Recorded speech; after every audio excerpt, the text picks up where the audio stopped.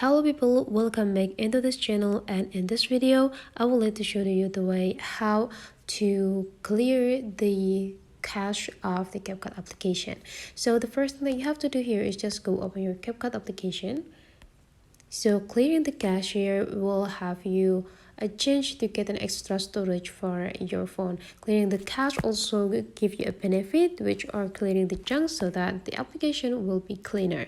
So the thing that you have to do to clear the cache is just go stay in the edit section. You can see that there will be four sections on the CapCut, which are the edit, templates, inbox, and me.